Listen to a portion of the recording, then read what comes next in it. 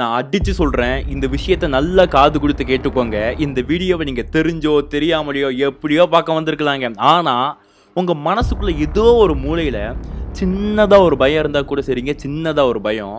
அப்படி இந்த video skip பண்ணிவிட்டு வேறு ஏதாச்சும் ஒரு வீடியோ பார்க்க போயிருங்க. என்ன ரீசன்னா, மேபி ஃப்யூச்சரில் உங்களுக்கோ வேறு யாருக்கோ உடல்நிலை சரியில்லாமல் போகும் பொழுது, ஹோப் அந்த மாதிரி ஆகக்கூடாதுன்னு நான் கடவுளை பிரார்த்தனை பண்ணிக்கிறேன். பட் ஆச்சு அப்படின்னா அந்த டைமில் மருத்துவரும் வந்துட்டு உங்களை அட்மிஷன் போட சொல்கிறாங்க. அப்படிங்கிற பட்சத்தில் உங்கள் மனசும் உங்கள் உடம்பும் ஒத்துழைப்பு கொடுக்காதுங்க. ஏன்னா அன்னைக்கு உங்கள் மைண்டுக்குள்ளே இப்போ நம்ம பார்க்க போகிற இந்த கதை ஓடிக்கிட்டு இருக்கும்.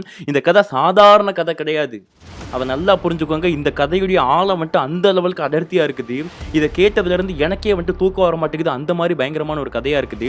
அதுலேயும் குறிப்பாக இன்னொரு டிஸ்க்ளைமர் என்ன, தப்பித்தவரை கூட இப்போ நீங்கள் மருத்துவமனையில் அட்மிஷனாக இருந்தீங்க அப்படின்னா இந்த வீடியோ பார்த்துறாதீங்க. ஏன்னா உங்களால் நிம்மதியாக பாத்ரூம் கூட இரவு நேரத்தில் போக முடியாது அப்படிங்கிறது தான் உண்மை. அப்படி என்ன ஒரு அமானுஷமான ஒரு பயங்கரமான திகில் சம்பவம் நடந்திருக்கு அப்படிங்கிறத டைம் வேஸ்ட் பண்ணாமல் இப்போவே பார்க்க போயிடலாம். ஸோ அதுக்கு முன்னாடி இந்த மாதிரி தினம் ஒரு புதிய அமானுஷ்ய பேய் கதையோட உண்மையாக நடக்கப்பட்ட சம்பவங்க, அந்த மாதிரி சம்பவங்களை நான் வந்துட்டு உங்களை மீட் பண்ண போகிறேன். அதுக்கு இப்போவே நீங்கள் வந்துட்டு எங்கள் சப்ஸ்கிரைப்னு ஒரு பட்டன் இருக்கும், அதுக்கு பக்கத்தில் பெல் பட்டன் இருக்கும், அது ரெண்டுத்தையும் சேர்த்து ஆள்னு கொடுத்து ப்ரெஸ் பண்ணி வச்சுருங்க. ஸோ நம்ம ஆட்டோமேட்டிக்காக டெய்லி மீட் பண்ணிக்கலாம். அண்ட் வாங்க டைம் வேஸ்ட் பண்ணாமல் டேரெக்டாக ஸ்டோரிக்குள்ளே போயிடலாம். Welcome back to the new video. நான் உங்கள் அருண். பயத்தை எதிர்கொள்ள தயாராகிக்கோங்க. இந்த சம்பவம் எங்கே நடக்கப்பட்டதுன்னு சொல்லிட்டு கேட்டிங்கன்னா, திருநெல்வேலி மாவட்டத்துக்கு அருகாமையில் உள்ள வந்துட்டு ஒரு சின்ன ஒரு கிராமத்தில் உள்ள ஒரு அரசு மருத்துவமனையில் நடக்கப்பட்ட ஒரு சம்பவங்க. அதுவும் எப்போ நடக்கப்பட்டதுன்னு நினைக்கிறீங்க? ரீசெண்டாக 2023 நடக்கப்பட்ட ஒரு அதிபயங்கரமான அமானுஷ்ய சம்பவம். எனக்கே கேட்ட ஒரு செகண்ட் அப்படி நான் ஆடி போயிட்டேன். என்னடா இப்போவும் மாட அந்த மாதிரி அமானுஷ்யமான விஷயங்கள் நடந்துட்டு இருக்கு அப்படிங்கிற மாதிரி விஷயத்த. அப்படி என்ன நடந்துச்சுன்னா, முதல்ல அந்த பாதிக்கப்பட்ட நபர் யார் அப்படிங்கிறத தெரிஞ்சுக்கலாங்க. அந்த கவர்மெண்ட் ஹாஸ்பிட்டல் நான் சொன்னேன் இல்லையா, அதுக்கு பக்கத்தில் உள்ள ஒரு சின்ன கிராமத்தில் வாழ்ந்துட்டு இருக்காங்க ஒரு சின்ன ஒரு ஃபேமிலி. இந்த ஃபேமிலியில் யாரெல்லாம் இருக்காங்கன்னா, கருப்பையா, அவருக்கு வயது வந்துட்டு ஒரு 60 வயதுங்க. அவர் தான் வந்துட்டு இந்த சம்பவத்தில் பாதிக்கவே பட்டிருக்காரு. அவருக்கு பொண்ணு ஒருத்தங்க இருக்கிறாங்க, அவங்களுக்கு வந்துட்டு திருமணம் ஆகியிருக்குது, அவங்களுக்கு 2 குழந்தை இருக்கிறாங்க, அவங்களுக்கு ஒரு ஹஸ்பண்டும் இருக்கிறாங்க. ஆனால் அந்த கருப்பையாவுடைய மனைவி ஒரு 7 வருஷத்துக்கு முன்னாடி வந்துட்டு இறந்து போயிருக்கிறாங்களாங்க. இப்போ இவங்க 5 பேர் மட்டும்தான் வந்துட்டு ஒரு வீட்டில், சின்ன வீட்டில் வாழ்ந்துக்கிட்டு இருக்காங்க. அந்த பொண்ணு வீட்டில் தான் வந்துட்டு இந்த கருப்பையா வாழ்ந்துக்கிட்டு இருக்காருங்க. இப்படி இருந்துட்டு இருக்கும்போது தான் ஒரு நாள் என்ன இருக்குதுன்னு சொல்லிட்டு கேட்டிங்கன்னா, அந்த கருப்பையாக்கு ஒரு சனிக்கிழமை ஒரு ஈவினிங் போல் வந்துட்டு திடீர்னு மூச்சு திணறி நெஞ்சு வலி வந்திருக்குதுங்க. இப்போ அந்த பொண்ணு மட்டும் தான் தன்னுடைய பசங்களோடு இருந்துட்டு இருக்காங்க. அது ஹஸ்பண்ட் பார்த்தீங்கன்னா வந்துட்டு வேலையில் இருக்கார். அவர் வரதுக்கு 8 மணி ஆகும். இப்போ என்ன பண்ணன்னு தெரியாமல் தவிச்ச அந்த பொண்ணு வந்துட்டு தன்னுடைய பசங்க 2 பேரையும் வந்துட்டு பக்கத்து வீட்டில் வந்துட்டு பார்த்துக்கோங்க, நான் போயிட்டு வரேன் அப்படிங்கிற மாதிரி சொல்லிட்டு ஒரு ஆட்டோ பிடிச்சி தன்னுடைய தந்தையை பார்த்தீங்கன்னா வந்துட்டு நேராக அந்த கவர்மெண்ட் ஹாஸ்பிட்டல் கூட்டிகிட்டு வந்திருக்காங்க. அப்படி கூட்டிகிட்டு வந்த அங்கே டக்குன்னு வந்துட்டு டாக்டர்லாம் என்னென்ன வந்துட்டு ஒர்க் டைம் முடிஞ்சு அப்படிங்கிற மாதிரி சொல்லி வெளியே கிளம்பி போக ஆரம்பிச்சிட்டாங்களாங்க. இவங்க அப்பா வந்துட்டு அம்மா வலிக்குது என்னை காப்பாந்துங்கன்னு துடிச்சிட்டு அந்த ஆட்டோவில் இருந்து துடிச்சிக்கிட்டே இறங்குறத பார்த்து அந்த மருத்துவர்களே டியூட்டி டைம் முடிஞ்சாலும் பரவாயில்லன்னு சொல்லிட்டு ஒரு உயிர் பேரக்கூடாதுன்னு சொல்லிட்டு வந்து டக்குன்னு வந்துட்டு ட்ரீட்மெண்ட்லாம் பண்ணிட்டு இருந்திருக்காங்களாம். அப்படி ஒரு கிட்டத்தட்ட ஒரு 3/4 மணி நேரம் வந்துட்டு அவரை வந்துட்டு வச்சு எல்லாம் செக் பண்ணியிருக்காங்களாங்க. அப்படி செக் பண்ணி முடிச்சுட்டு டாக்டர் வந்துட்டு அந்த பொண்ணுக்கிட்ட என்ன சொல்லியிருக்காங்கன்னா, அம்மா அங்கே பாரு, உங்கள் அப்பாவுடைய நிலமை ரொம்ப கிரிட்டிக்கலாக இருக்குது, பிளட்டில் ஆக்சிஜன் சர்க்குலேஷனே இல்லை, ரொம்ப கம்மியாக இருக்குது ஓட்டு, ஸோ கண்டிப்பாக வந்துட்டு இன்றைக்கி அட்மிஷன் போடுற மாதிரி தான் இருக்கும் அப்படிங்கிற மாதிரி வந்துட்டு டாக்டர் சொல்லியிருக்காங்களாங்க. சொன்னதுக்கப்புறம் அந்த பொண்ணு என்ன கேட்டிருக்காங்கன்னா, சரி டாக்டர், எங்கள் அப்பாவை எப்படியாச்சும் நீங்கள் காப்பாற்றினா போதும், வேறு எதுவும் பெரிய பிரச்சனை இல்லை, ஹார்ட் அட்டாக்லாம் எதுவும் இல்லைல்ல அப்படிங்கிற மாதிரி வந்துட்டு அந்த பொண்ணு கேட்டிருக்காங்க. அப்படிலாம் ஒன்றும் இருக்கிற மாதிரி தெரியலம்மா, ஒரு 2 நாள் அட்மிஷன் போடுற மாதிரி இருக்கும், ஸோ அதுக்குள்ளே மேக்ஸிமம் சரியாயிரும், இல்லாட்டி நம்ம வந்துட்டு ஃபர்தராக ஸ்கேன்லாம் பண்ணி பார்க்குற மாதிரி இருக்கும் அப்படிங்கிற மாதிரி டாக்டர் சொல்லியிருக்காங்களாங்க. உடனே இந்த பொண்ணு என்ன சொல்லியிருக்காங்கன்னு வந்துட்டு, சரி டாக்டர், என்ன வேணாலும் பண்ணுங்கள், எங்கள் அப்பா வந்துட்டு நல்லபடியாக திருப்பி கொடுத்தா போதும் டாக்டர் அப்படிங்கிற மாதிரி அந்த பொண்ணு வந்துட்டு டாக்டர்கிட்டையும் பேசியிருக்காங்களாங்க. அதே மாதிரி என்ன ஆகுதுன்னா, அன்றைக்கி வந்துட்டு அந்த ஹாஸ்பிட்டலில் வந்துட்டு பசங்களுடைய வார்டு இருக்கு இல்லையா, அதாவது மென்ஸ் வார்டு, அந்த வார்டில் வந்துட்டு கொண்டு போய்ட்டு அவங்க அப்பா அட்மிஷன் போட்டாச்சுங்க. அப்படி அட்மிஷன் போட்டதுக்கப்புறம் என்ன ஆகுதுன்னா, தன்னுடைய ஹஸ்பண்டுக்கு இப்போ தான் காலே பண்ணுறாங்க. ஏன்னா அப்பாவுக்கு நெஞ்சு வலியில் துடிச்சிட்டு இருந்ததுனால வந்துட்டு யாருக்கு அவங்க மைண்டில் எதுவுமே ஓடலை, நெக்ஸ்ட்டு என்ன நடக்க போகுது அப்படிங்கிறதே தெரியல. ஸோ இப்போ டாக்டர் வந்துட்டு ஓரளவு பிரச்சனை இல்லை, சரி பண்ணிடலாம் அப்படிங்கிற மாதிரி சொல்லியிருக்காங்கல்ல. ஸோ அதனால் வந்துட்டு இப்போ என்னென்னா, ஹாஸ்பிட்டல் வந்ததுக்கப்புறம் தன்னுடைய ஹஸ்பண்டுக்கு ஃபோன் பண்ணி நடந்த விஷயங்கள்லாம் சொல்லிவிட்டு, இன்றைக்கி ஒரு நாள் மட்டும் அட்ஜஸ்ட் பண்ணிக்கோங்க, நாளைக்கு லீவு தானே, ஞாயிற்றுக்கிழமை தானே, ஸோ நைட்டு வந்துட்டு ஹோட்டலில் போய்ட்டு சாப்பாடு வாங்கி பசங்களுக்கு கொடுத்துருங்க, எங்களுக்கும் சாப்பாடு வாங்கிட்டு வந்துருங்க, நான் நைட்டு வந்துட்டு அப்பா கூட தங்கியிருந்துக்கிறேங்க, ஸோ நாளைக்கு டாக்டர் வருவாங்க, சொன்னதுக்கப்புறம் மிச்ச விஷயத்தை பார்த்துக்கலாம் அப்படிங்கிற மாதிரி வந்துட்டு அந்த பொண்ணு வந்துட்டு தன்னுடைய கணவர்கிட்ட சொல்லியிருக்காங்க. கணவரும் வந்துட்டு இந்த மாதிரி வந்துட்டு சரிம்மா அப்படிங்கிற மாதிரி சொல்லி அன்றைக்கி நைட்டு வந்து சாப்பாடெலாம் வாங்கி கொடுத்து அவங்க அப்பா கிட்டே எல்லாம் பேசி முடிச்சுட்டு போயிட்டாங்களாங்க. அன்னைக்கு ராத்திரி எந்த பிரச்சனையுமே கிடையாது. ஆக்சுவலி இந்த ஹாஸ்பிட்டல் எடுத்துக்கிட்டிங்கன்னா, இது வந்துட்டு நான் ஆல்ரெடி சொல்லியிருந்தேன் கவர்மெண்ட் ஹாஸ்பிட்டல்னு சொல்லிட்டு. இப்போ என்னென்னா, மேல் வார்டு இருக்குது, ஃபீமேல் வார்டு இருக்குது. மேல் வார்டில் 20 பெட்டு, ஃபீமேல் வார்டில் 20 பெட்டுங்க. இது எப்படி இருக்குன்னா, ஃபஸ்ட்டு இப்போ ரிசப்ஷன் இருக்குன்னா, ரிசப்ஷன்லேருந்து நேராக வந்தாலே ஃபஸ்ட்டு மேல் வார்டு தான்.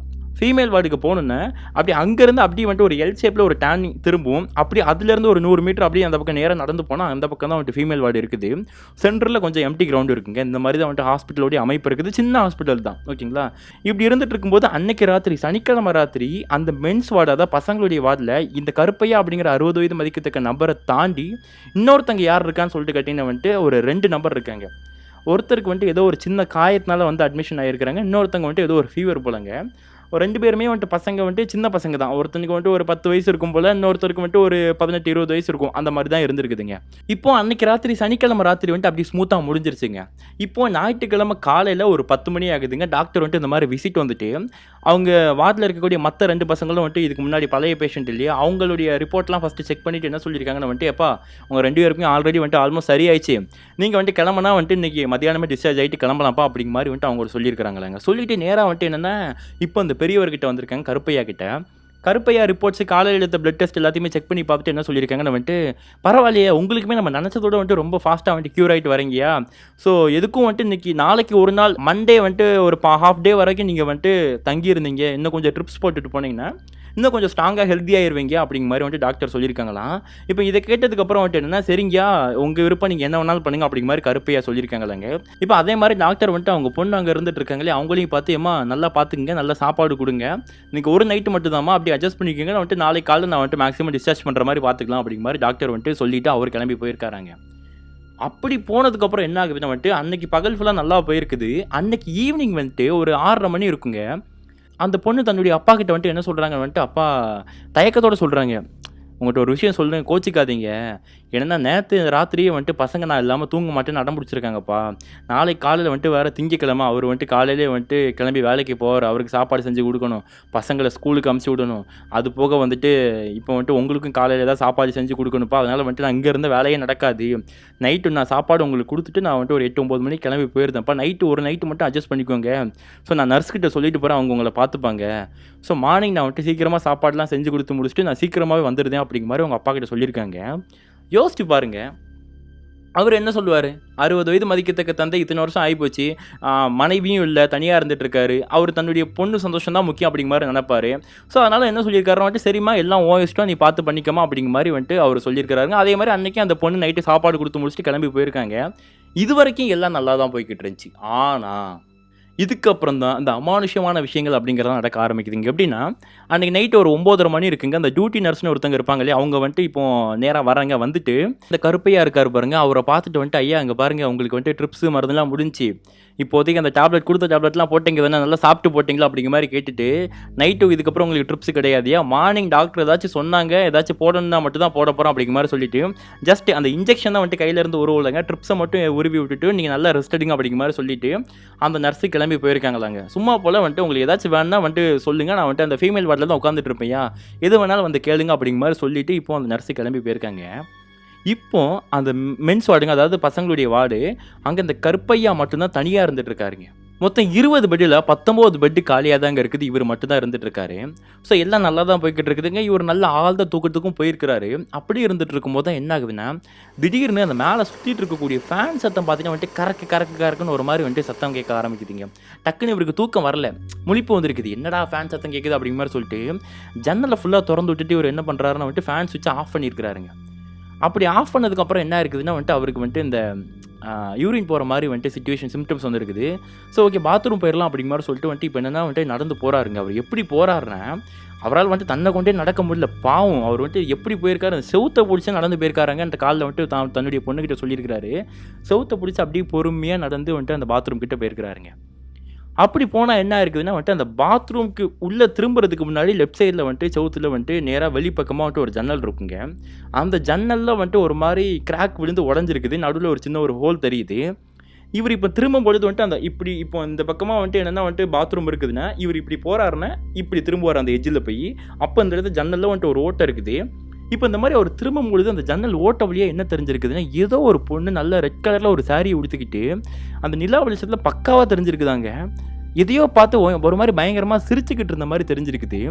இவர் வேற பொறுமையாக போய்கிட்டு இருக்காருல்ல, அப்படி பொறுமையாக டக்குன்னு அந்த பாத்ரூம்குள்ளே போனதுக்கப்புறம் தான் அவருக்கு தோணியிருக்கு, என்னடா இது நைட்டு ஒரு 11:30 மணி 12 மணி இருக்கும்போது இந்த நேரத்தில் யார் எந்த பொண்ணுங்க நின்று சிரிச்சுக்கிட்டு இருக்கா அப்படிங்கிற மாதிரி சொல்லிட்டு பாத்ரூம்குள்ள ஒரு ஸ்டெப் எடுத்து வச்சவர் திரும்ப அதே மாதிரி பொறுமையாக வந்துட்டு திரும்ப வந்து அந்த ஜன்னல் வழியாக ஓட்ட வழியாக பார்த்துருக்குறாருங்க.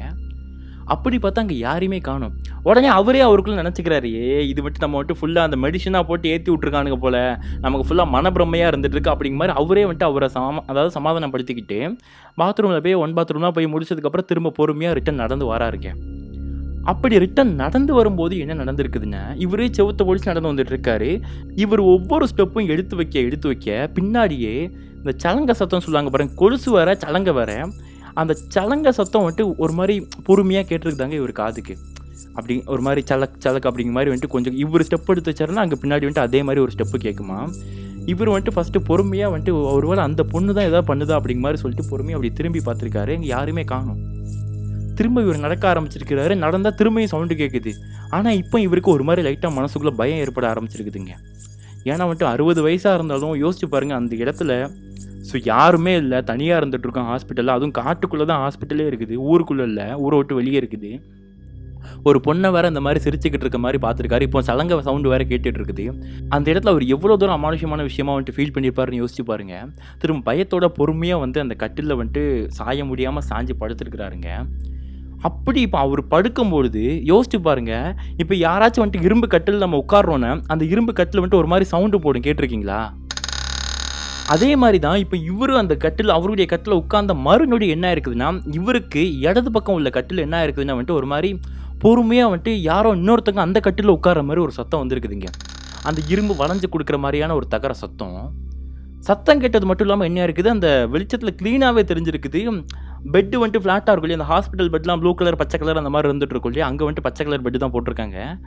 அந்த பெட்டு வந்துட்டு யாரோ உட்காந்தா உள்ளே அப்படி ஒரு மாதிரி குழி மாதிரி அமுங்கும் பாருங்க, அந்த மாதிரி அமுங்கிறது முதற்கொண்டு அவர் கண்ணுக்கு நல்லாவே தெரிஞ்சிருக்குது அன்னைக்கு ராத்திரி அந்த பெரியவருக்கு.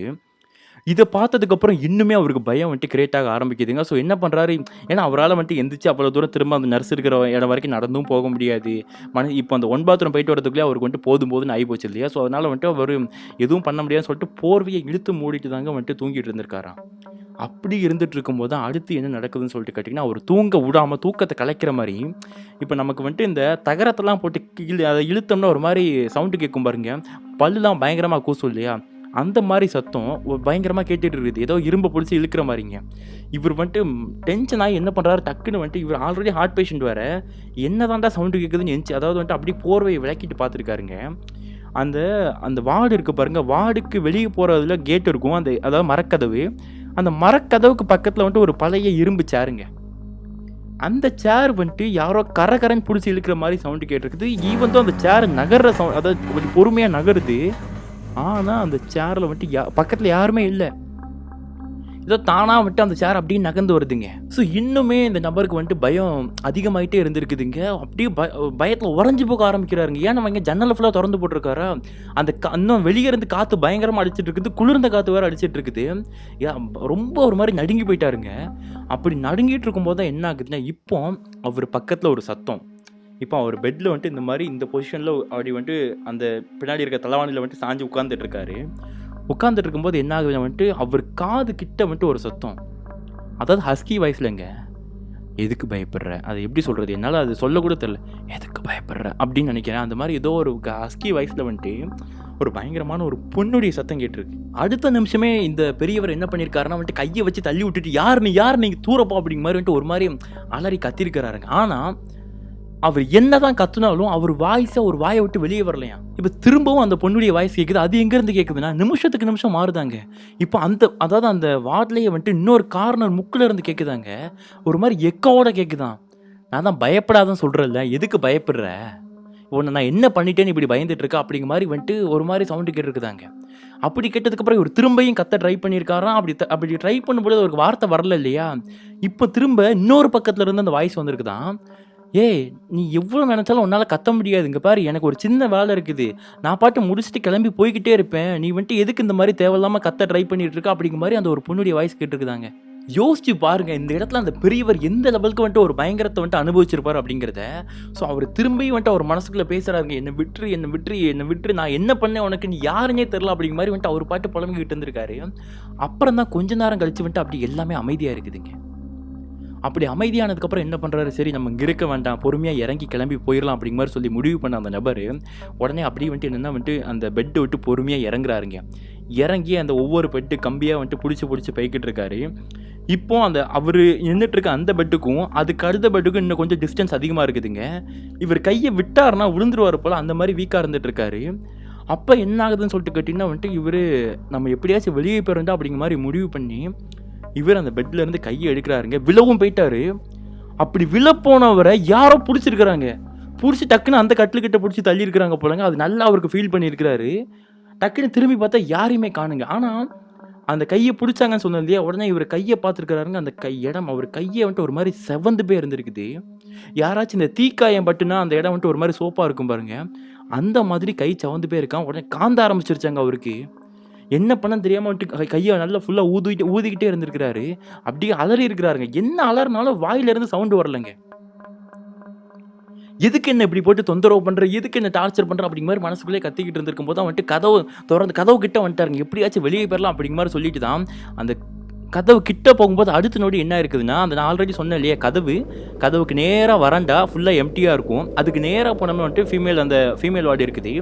இவர் அந்த கதவு கிட்ட போனதுக்கப்புறம் அந்த எம்டியாக இருக்கிற இடத்துல இருந்து அடித்த திடீர்னு ஒரு பயங்கரமான குளிர்ந்த காற்று, அந்த குளிர்ந்த காற்று இவரும் அப்படி தள்ளுது. அப்போ அந்த கதவு கேட்கவங்க வேணும், அந்த கதவு அப்படி வெளியே இருந்து டம்மார்னு அடிக்குதாங்க. அடித்த சவுண்டே ஏதோ காற்றுல அடித்த சவுண்டு மாதிரி இல்லை, யாரோ பிடிச்சி டம்முன்னு வேணும்னே சேர்த்த மாதிரி தான் வந்துட்டு அன்றைக்கி அந்த சவுண்டு கேட்டிருக்கு தான் அன்றைக்கி அந்த பெரியவருக்கு. அதுக்கப்புறம் என்ன பண்ணன்னு தெரியாமல் தவிச்சிட்டு இருந்த அந்த பெரியவர் வந்துட்டு அந்த கதவுக்கு கிட்டே வந்துட்டு நேராக கீழே வந்துட்டு பொறுமையாக உட்காந்துட்டு அழுதுகிட்டு இருக்காருங்க. ஏன்னா அவரால் என்ன பண்ணனே தெரியல நெக்ஸ்ட்டு.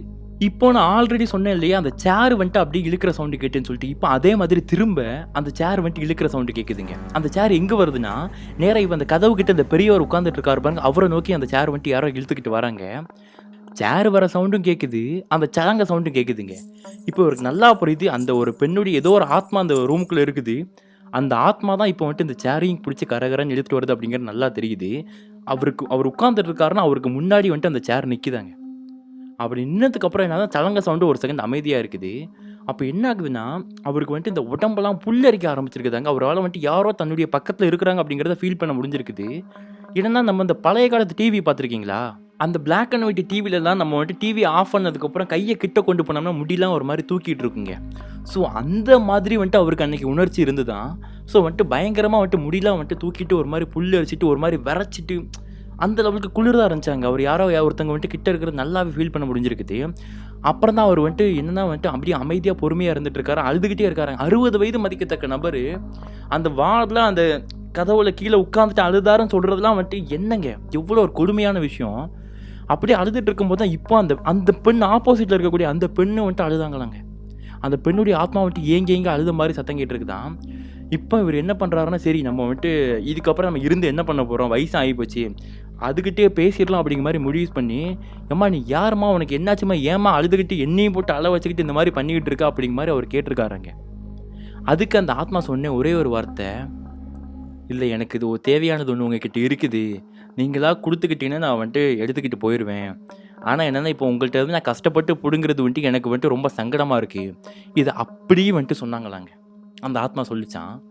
இப்படி சொல்லிக்கிட்டு இருக்கும்போது தான் வந்துட்டு தப்பாக நினச்சிக்காதீங்க, உங்களை நான் எடுத்துக்கிறேன் அப்படிங்கிற மாதிரி சொல்லிவிட்டு, என்னென்னா வந்துட்டு அந்த கை இருக்குது பாருங்கள், ஏதோ வந்துட்டு ஒரு மாதிரி கை மாதிரியான ஒரு புகை கலந்த மாதிரியான ஒரு விஷயங்க அப்படி வந்துட்டு அவர் நோக்கி வரது மட்டும் நல்லா தெரிஞ்சிருக்குது. தெரிஞ்சது மட்டும் இல்லாமல் என்ன இருக்குன்னா, இவர் ரொம்ப பதட்டமாக இருந்துகிட்டு இருந்திருக்காரு. அது கிட்ட வர அவருக்கு என்ன இருக்குன்னா, இன்னும் குளிர் ரொம்ப அதிகமாகிட்டே இருந்திருக்குதாங்க. அப்படியே மூஞ்சி கிஞ்சி எல்லாமே வரைச்சி போய்கிட்டு இருக்கும்போது தான் அந்த ஒரு சத்தம் வெளியே, அதாவது இவர் கதவுல சாஞ்சு உட்கார்ந்துட்டு இருக்காரு, கதவுக்கு வெளியே ஏதோ டம்ளர் கீழே விழுந்த மாதிரி சத்தங்க. அது மட்டும் அடுத்த நொடி என்ன ஆகுதுன்னா, ஏதோ 2 பெண்கள் பார்த்தீங்கன்னா வந்துட்டு ஒரு மாதிரி ஏதோ பேசிக்கிட்டு போகிறாங்க, ஏடிடி அப்படிங்கிற மாதிரி ஏதோ ஒரு விஷயத்தை பேசிட்டு போகிறாங்க.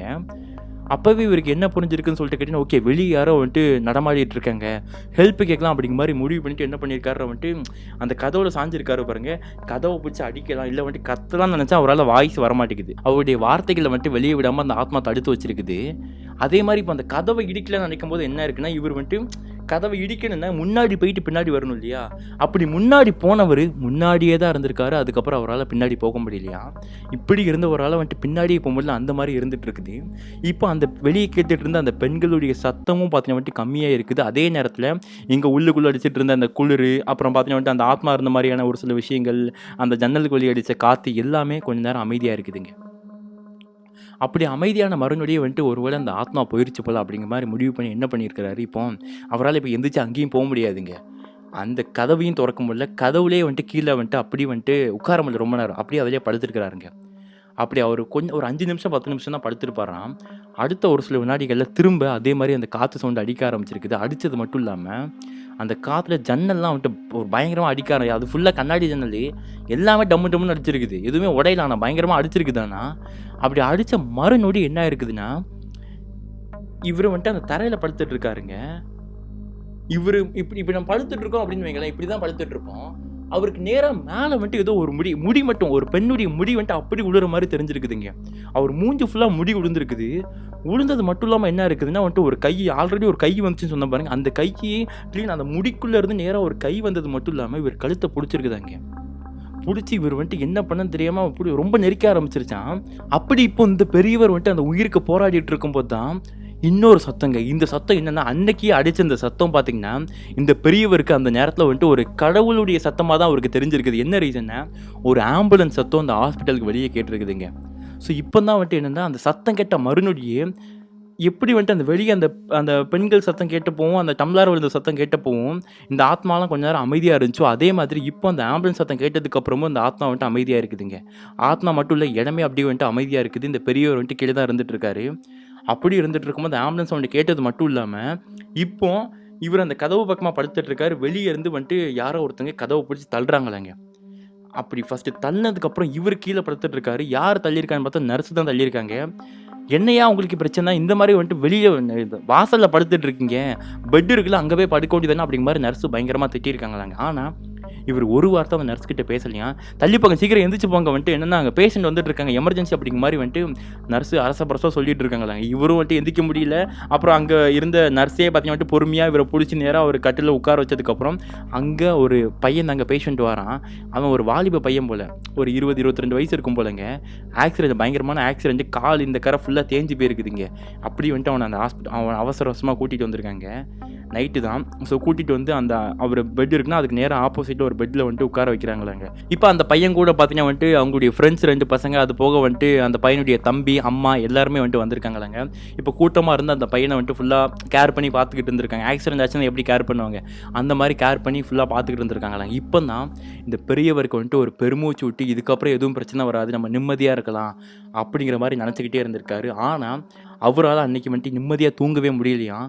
ஏன்னா கண்ணை மூடினாலே பார்த்தீங்கன்னா வந்துட்டு ஏதோ ஒரு பொண்ணுடைய உருவம் வந்துட்டு அந்த ஜன்னலுக்கு வெளியே நினச்சி பாருங்கள், அந்த பொண்ணுடைய உருவம் மூஞ்சுக்கு முன்னாடி வந்துக்கிட்டே போயிருக்குதுங்க. கண்ணை திறந்துக்கிட்டே தூங்காமல் இருந்திருக்கிறாராம். அதே மாதிரி அன்றைக்கி காலையில் ஒரு 8-9 மணிக்கெலாம் தன்னுடைய பொண்ணு வந்திருக்கிறாங்க.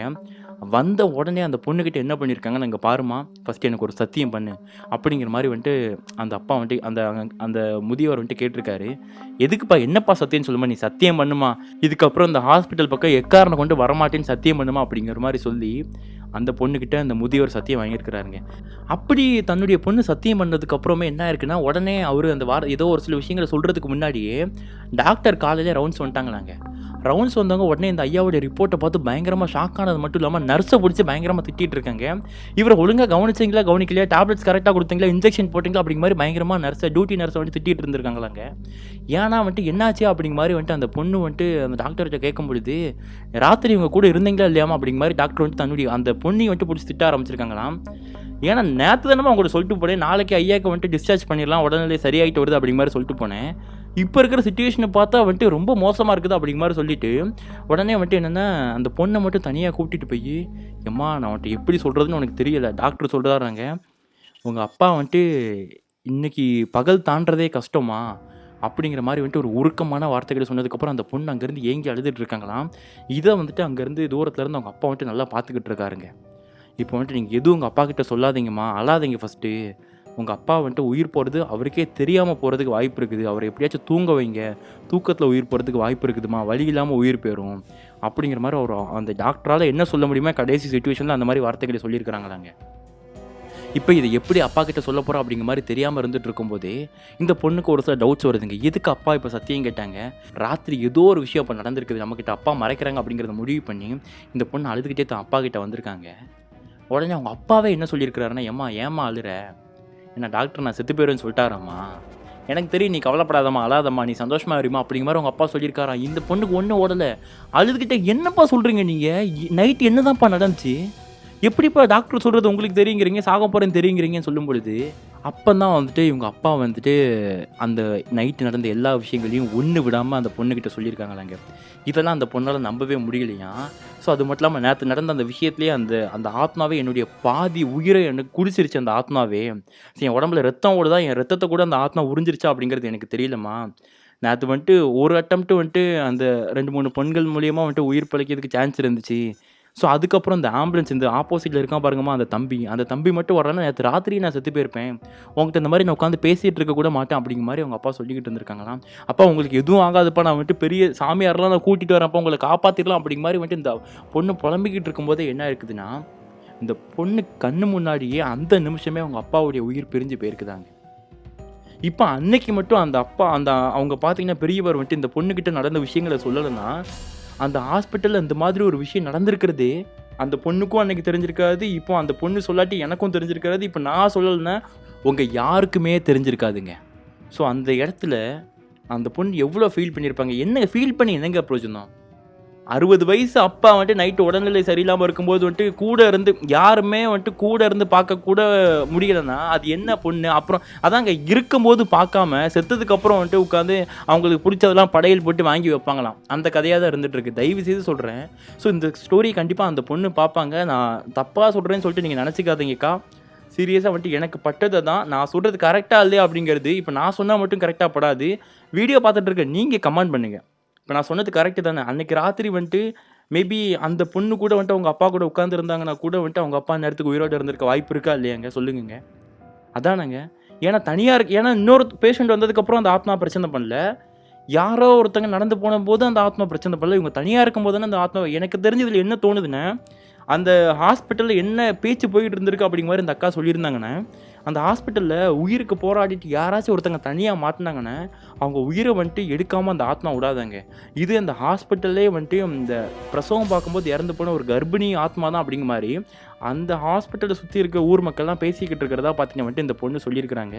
அது எப்படி உங்களுக்கு தெரியும்னா, இந்த பொண்ணு அந்த ஊர் மக்கள் தானே. ஸோ அதனால தான் இந்த பொண்ணுக்கு தெரிஞ்சிருக்குது.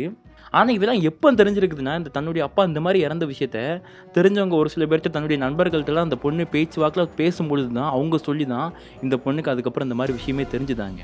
ஓகே, அப்போ உண்மையிலே ஒரு ஆத்மா அந்த மாதிரி பிரச்சனை பண்ணிகிட்டு இருக்கு அப்படிங்கிறது. அப்புறம் தான் நம்ம இன்ஸ்டாகிராம் ஐடியை காண்டாக்ட் பண்ணி வந்துட்டு அவங்க வந்துட்டு நம்ம சேனலுக்காக இந்த ஒரு வீடியோ ஸ்டோரியை கொடுத்தாங்க. ஆடியன்ஸ் நீங்கள் என்ன நினைக்கிறீங்க? நான் சொன்னது சரியா தவறா? அன்றைக்கி அந்த கருப்பையாவுடைய பொண்ணு அன்றைக்கி ராத்திரி அவங்க கூட இருந்திருந்தாங்கன்னா வந்துட்டு அவர் இறந்துருக்க மாட்டார் தானே? கரெக்டு தானே நான் சொல்கிறது? கமால சொல்லிட்டு போங்க. அண்ட் இதை விட அதிபயங்கரமான அமானுஷ்யமான ஸ்டோரி பார்த்தீங்கன்னா எண்ட் ஸ்க்ரீன்லேயா இருக்கட்டும், ஐ கார்ட்லேயா இருக்கட்டும், எல்லாத்துலேயுமே கண்டிப்பாக நேரத்துக்கு வந்திருக்கும். அதெல்லாம் உங்களுக்கு தேவைன்னா பார்த்து கண்டிப்பாக வேறு லெவலில் இருக்கும். இதை விட த்ரில்லிங்காக இருக்கும். பார்த்து என்ஜாய் பண்ணிக்கோங்க. அண்ட் எப்பவும் போல தாங்க சப்ஸ்கிரைப் பண்ணி பெல் பட்டன் ஆல் கொடுத்து வச்சுருங்க. நம்ம இன்னும் ஒரு அதிபயங்கரமான ஒரு ஸ்டோரியில் நான் வந்துட்டு டெய்லி உங்களை மீட் பண்ணுறேன். Love you so much case. Love you so much. Bye bye.